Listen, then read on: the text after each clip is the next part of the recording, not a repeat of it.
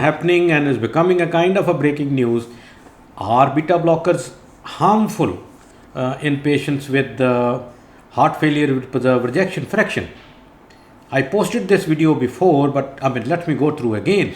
And I'm going to discuss this in three heads.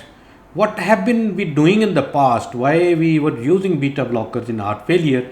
And what is the concept? What was the game changer? And what do we do now? What is the data? But remember, follow your heart, it's good, but you take your brain along with.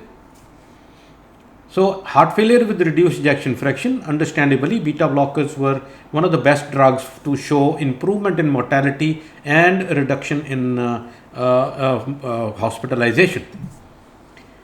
Then a mid-range also followed the suit of reduced ejection fraction, and there was an improvement in both the categories with a beta blocker. But when we have ejection fraction more than 55 or 60%, there the beta blockers were not found to be useful. In fact, recent data is suggesting that may be deleterious. Yes, so what happened actually?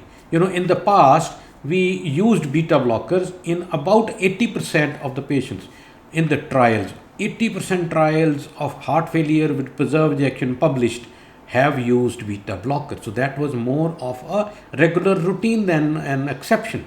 And the reason was we thought that once we have improvement in heart failure, reduced ejection fraction with beta blocker, why not preserve ejection fraction? We are reducing the diastole. That's good part actually. But that's not what happens. Now the trial done in 2021 showed a very interesting phenomena. What they did, they used they were the patient those who are on beta blockers in heart failure with preserved ejection fraction. In one set of patients, the one category 1 they stopped beta blocker. In category 2 they continued beta blocker, and they reversed this subsequently. So now they compared this group A with group B. Surprisingly, the patient where these beta blockers were discontinued had withdrawn beta blocker having better exercise capacity. So this was a kind of very unexpected thing which they saw. Now, then we started thinking that why after all beta blockers were harmful when they were very useful in reduced ejection fraction. The whole game here is different, Now look at, let's say if you have a bradycardia in heart failure with preserved ejection fraction. Now larger quantity of blood would be there in the ventricle, which is stiff because of the diastolic dysfunction, and this would lead to increased LVEDP or increase in ventricular pressures. This increase in ventricular pressures would in fact cause dyspnea and hospitalization. So the filling, as the heart rate goes down, the filling volume increases. At the slower heart rate, the pressures, LV and diastolic pressure, tend to increase with increased filling. So that was the reason why beta blockers were not used.